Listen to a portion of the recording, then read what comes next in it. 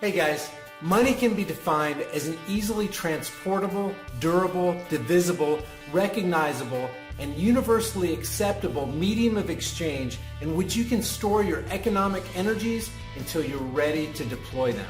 With that in mind, let's take a look at some really interesting facts about money that most people probably don't know. If you were in possession of $1 trillion and you were able to spend $1 for every second that you lived, you'd be spending $86,400 per day. That's $31.5 million per year. At that rate, it would take you over 31,000 years to spend that $1 trillion. Really let that fact sink in for a second. In the 1930s and 40s, an elderly man named Edward Mueller, who produced very low-quality $1 counterfeit notes bearing the name Washington, managed to elude the Secret Service police for 10 years before being arrested. Eventually, they made a comedy film about him, and Mr. Mueller made more money from the royalties of that film than he did in his entire counterfeiting career.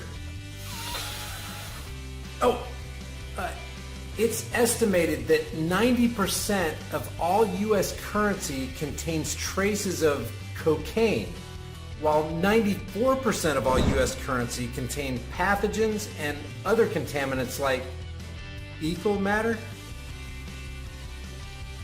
Okay, cut. I officially grossed myself out. Reaching for the wet wipes. That's poop on money. Oh, that's gross. Ugh. In the 1920s, hyperinflation got so bad in the Weimar Republic in Germany that it became more cost-effective to burn currency as fuel than to use it to buy firewood. Children played with it, streets were littered with it, and a lot of people used it as wallpaper. Studies indicate that the metallic odor on coins is actually skin oils decomposing after touching the metal on the coin. Though most believe the Federal Reserve banks are government entities, they're not. Instead, they're privately held banking monopolies whose monetary policies don't need the approval of a president or anyone else in the executive or legislative branches of government.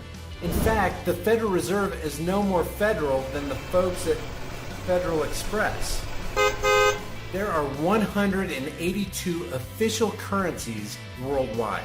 The largest U.S. currency note is the $100,000 bill printed in 1934. This bill bears the image of President Woodrow Wilson. Ever hear somebody say, "Yeah, I got a couple bucks in my pocket"? Well, the term buck comes from a time where they used deer and elk bucks as a medium of exchange for goods and services before paper currency. Man, aren't you glad you don't have to carry a deer carcass into Walmart every time you want to buy something?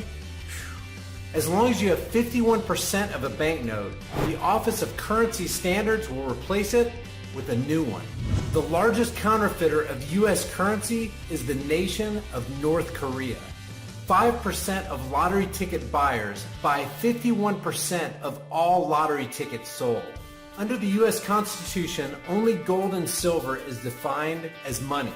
Under the 1792 Coinage Act, which established the U.S. Mint, it made counterfeiting punishable by death. Today, the U.S. Treasury, under the guidance of the Federal Reserve, prints Federal Reserve notes. And the last time I checked, these ain't gold and silver. More than 2 million Americans live on less than $2 a day. Under USC Title 18, it's against the law for anybody to write on or in any way deface U.S. currency. I guess nobody told these guys. But man, there's some really good artists out there. All paper currency is made from a custom blend of 25% cotton and 75% linen. So it's really more of a cloth than it is a paper, which lends to its durability. But it's illegal for anybody outside of the Bureau of Engraving and Printing to use that blend. All 50 states are listed above the Lincoln Memorial on the back of each $5 bill. Only 8% of the world's currency reserves is in paper. The rest is just numbers typed on a screen. In order to combat hyperinflation, which reached the ridiculous level of 231%, and saw the price of bread rise to 300 billion Zimbabwean dollars. The Zimbabwe government began issuing $100 trillion notes. That's the highest banknote denomination in the entire world. You've no doubt heard about the story of Dr. Jekyll and Mr. Hyde. Well, in 1910, the Federal Reserve System was secretly hammered out by a powerful group of bankers and their representatives in order to take over the entire monetary system of the United States. And they succeeded on December 23, 1913 with the passage of the Federal Reserve Act. But this secret meeting was held at a private resort owned by financier J.P. Morgan at a place called Jekyll Island, Georgia. Hey, it's true. Google it. Look it up. Hey guys, I appreciate you watching my video. If you enjoyed it, please give it a thumbs up and share it on Facebook, Twitter, and Instagram. For additional content, follow me on Facebook at facebook.com/highimpactflix and on Twitter at highimpactflix. Also, take a second to hit that big red subscribe button down there. And if you want, leave a comment in the comment section below. And I'll see you guys next time. Have a great day.